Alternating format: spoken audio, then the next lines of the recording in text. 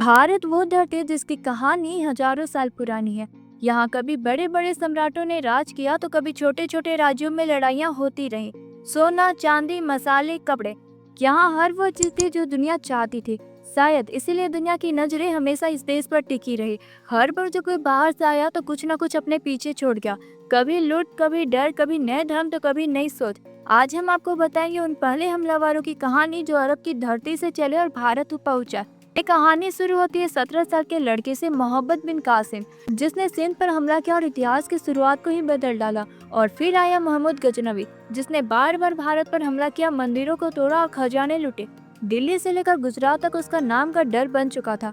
इन दोनों के बीच लगभग 300 साल की कहानी हम आपको बताएंगे कि अरबों की नज़र भारत पर क्यों थी, राजा दाहिर की हार कैसे हुई और मोहम्मद गजनवी की लूट से भारत को कितना नुकसान हुआ। ये वो कहानी है जिन्होंने भारत का इतिहास हमेशा के लिए बदल दिया।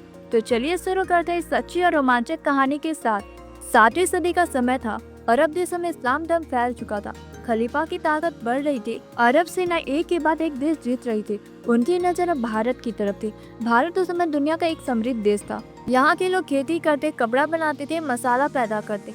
सिंध का इलाका जो आज पाकिस्तान में तब भारत का हिस्सा था। वहाँ राजा दाहिर का शासन था।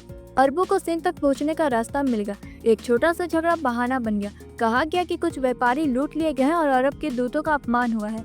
खलीफा ने सिंध पर हमला करने का आदेश दे दिया। सेना की कमान दी गई मोहम्मद बिन कासिम को। उम्र सिर्फ 17 साल, मगर उसमें आत्मविश्वास था। वह 6000 सैनिकों के साथ रवाना हुआ। उसके पास ऊंट, घोड़े, लोहे के हथियार और युद्ध की बड़ी मशीनें थी।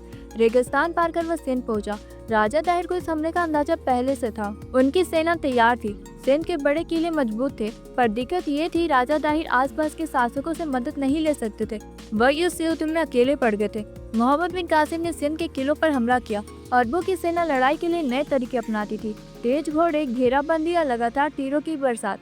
आखिरकार निर्णायक युद्ध हुआ। राजा दाहिर अपने हाथी पर सवार होकर युद्ध में उतरे। सिंध की सेना ने मुकाबला किया, लेकिन धीरे धीरे टूटने लगी। कुछ सैनिक युद्ध भूमि छोड़ने लगे। अरबों ने मौका देकर चारों तरफ से हमला तेज कर दिया। राजा दाहिर मारे गए। उनकी सेना हार गई। सिंध का प्रमुख किला मोहम्मद बिन कासिम के कब्जे में था। इसके बाद सिंध के कई और छोटे छोटे इलाकों ने भी समर्पण कर दिया। इस जीत से अरबों ने सिंध पर शासन स्थापित किया। कुछ जगहों पर नई व्यवस्था लागू की गई, कुछ मंदिर तोड़े गए, कुछ लोगों को इस्लाम अपनाने के लिए मजबूर किया गया। लेकिन अब विजय बहुत दिन तक नहीं चल पाई। कुछ ही साल में मोहम्मद बिन कासिम को अरब वापस बुला लिया गया। वहाँ उसके साथ धोखा हुआ और उसकी मृत्यु हो गई। मगर इस हमले ने भारत के इतिहास की एक नई शुरुआत कर दी। बाहर से आने वाले हमलावरों के लिए भारत का रास्ता खुल गया था। आने वाले 100 वर्षों में कई और सेना इसी रास्ते भारत पहुंचने वाली थी। कुछ 100 साल बीते। अब उत्तर पश्चिम में एक नई ताकत उभरी थी, गजनी। आज का अफगानिस्तान। वहाँ का शासक हुआ नाम महमूद गजनवी। महमूद गजनवी की महत्वाकांक्षा बहुत बड़ी थी। वह सिर्फ अफगानिस्तान का राजा नहीं बनना चाहता था, वह इस्लामी दुनिया में अपना नाम चाहता था। इस्लाम का सबसे बड़ा रक्षक, गाजी यानी धर्म योद्धा। लेकिन असली वजह कुछ और थी, भारत की दौलत। भारत के मंदिरों में सोना, चांदी, हीरे जवाहरात भरे थे। वहाँ की दौलत की कहानियां मध्य एशिया तक पहुँच चुकी थी। महमूद गजनवी ने भारत पर हमले शुरू किए। एक दो नहीं, कुल 17 बार उसने भारत पर चढ़ाई की। हर बार उसकी योजना साफ थी, जल्दी से हमला करो, मंदिरों को लूटो, दौलत ले जाओ और वापस लौट जाओ। उसके हमलों का सबसे बड़ा निशाना बना सोमनाथ मंदिर। गुजरात के समुद्र के किनारे बना यह मंदिर न सिर्फ धार्मिक रूप से महत्वपूर्ण था, बल्कि यहाँ असीमित धन भी था। 1025 में महमूद गजनवी ने इस मंदिर पर चढ़ाई की। रास्ता मुश्किल था, रेगिस्तान, गर्मी, पानी की कमी, पर वह रुका नहीं। सोमनाथ पहुँचते ही उसकी सेना ने मंदिर पर धावा बोला। हजारों श्रद्धालु वहाँ इकट्ठा थे। कुछ ने रक्षा करने की कोशिश की, पर वे सफल नहीं रहे। कहा जाता है कि मंदिर के मुख्य द्वार तोड़ दिए गए। मंदिर के दीवारों से सोना, चांदी, जवाहरात उखाड़ कर ले गए। हजारों लोग मारे गए। मंदिर पूरी तरह लूट लिया गया।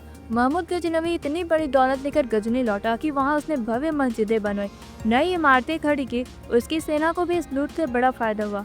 महमूद जानता था कि भारत पर शासन करना उसके लिए मुश्किल है, इसलिए वो कभी भारत रुकने नहीं आया। उसकी रणनीति सिर्फ लूटने और दौलत ले जाने की थी। इन हमलों का असर भारत पर गहरा पड़ा। मंदिर लूटे, कई इलाकों में दहशत फैल गई। उत्तर भारत के शासकों में आपसी फुट पहले से थी और महमूद ने इसी का फायदा उठाया। लेकिन इसके बावजूद भारत के भीतर कोई बड़ी एकता नहीं बन सकी। राजा आपस में ही उलझे रहे। महमूद के बाद भी भारत की सीमाएं कमजोर बनी रही। इन घटनाओं ने दिखा दिया कि उत्तर पश्चिम से आने वाले हमलावर भारत की कमजोरी का फायदा उठा सकते हैं।